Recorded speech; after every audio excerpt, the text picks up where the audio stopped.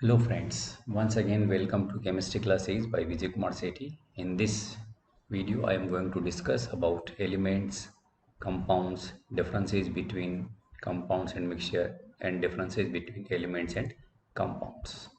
First of all, what are elements?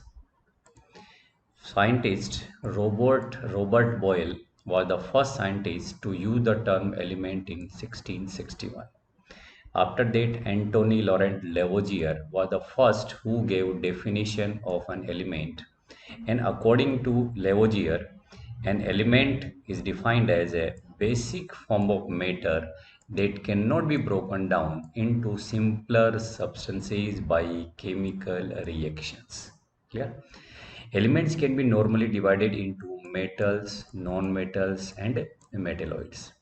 Number of elements known at present are more than 100. Out of these, 92 elements are naturally occurring and rest are man-made. Majority of the elements are solid.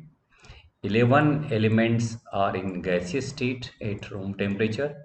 Only two elements are there which exist in the liquid state at room temperature. These are mercury and bromine.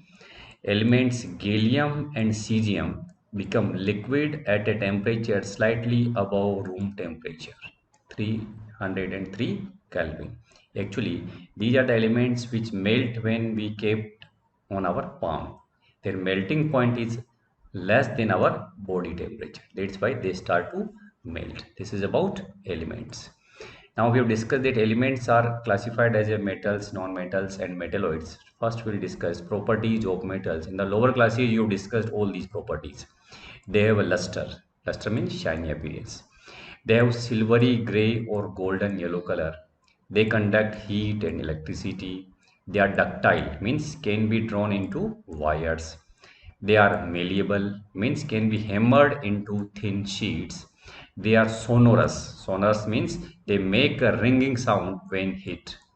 Examples of metals are gold, silver, copper, iron, sodium, potassium, etc. And mercury is only metal that is liquid at a room temperature. Now, properties of non-metal, just opposite to the metals. Non-metals usually show some or all of the following properties. They display a variety of colors. They are poor conductors of heat and electricity.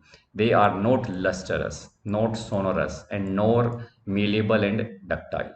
Examples of non-metals are hydrogen, oxygen, iodine, carbon, which exist in the number of forms like coal and coke, bromine, chlorine, etc. Now, what are metalloids or semi-metals? Some elements have intermediate properties between those of metals and non-metals, and these are known as metalloids or semi-metals. Examples are like boron, silicon, germanium, etc. Now, next one is what are compounds? A compound is a substance composed of two or more elements chemically combined with one another in a fixed proportion. When elements combine in a fixed proportion, they form compound. Now, with the help of one activity, we will try to explain difference between the compound and mixture and how the elements combine to form compound. For this activity, we will make two groups and each group will be given 5 gram of iron fillings. Fillings means small piece which look like a powder, and 3 gram of silver powder in a china dish. Each group is given these two substances. Now first group is asked to simply mix and crush iron fillings and sulfur powder, while second group is asked to mix and crush iron fillings and sulfur powder and heat this mixture strongly till red hot and cool it. Clear? Now both the groups will perform these activities. First, bring a magnet near the material. First group will see that iron fillings attached to the magnet. In second group, there is no change. It means iron fillings is not present.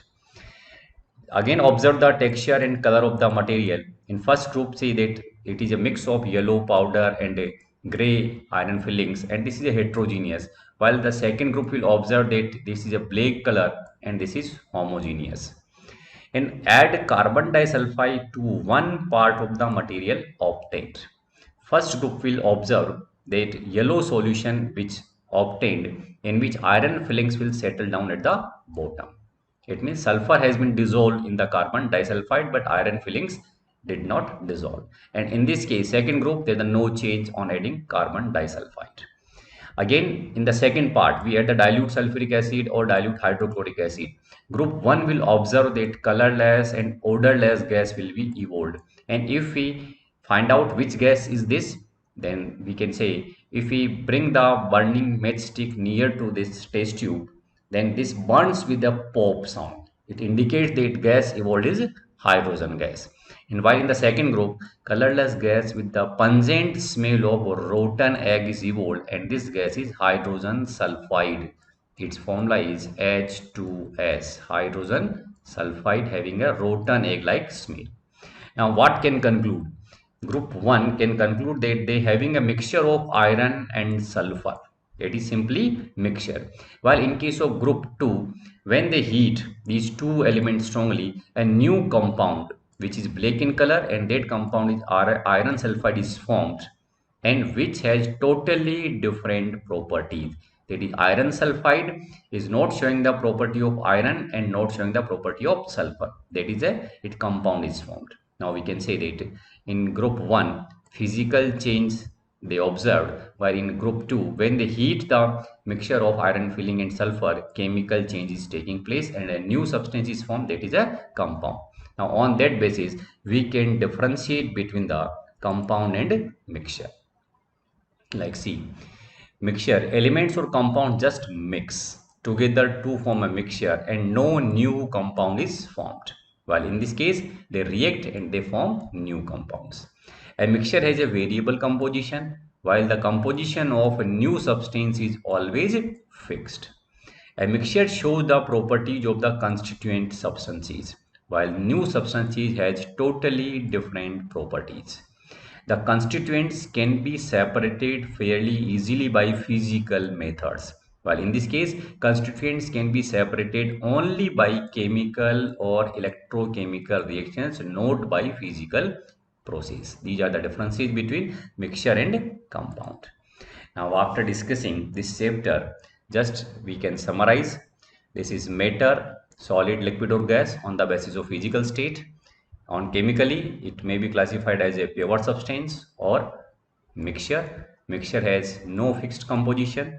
Pure substances are further classified as elements and compounds. Now, elements cannot be broken down into simpler substances, like examples are copper, oxygen, iron, hydrogen, mercury, etc. While compound have fixed composition, can be broken down into elements by chemical or electrochemical reactions, like examples water, methane, sugar, salt, etc. Again, mixture, homogeneous and heterogeneous. Homogeneous have uniform composition, while heterogeneous non-uniform composition. Examples are sugar in water, salt in water, sulfur in carbon disulfide, water in alcohol. While non-uniform, that is sand and salt, sugar and salt, water in oil, etc. Now, this is the second chapter of class 9 science. Is matter around us pure? Hope you have understood this chapter. Subscribe my channel so that you can get easily my new videos. Thank you.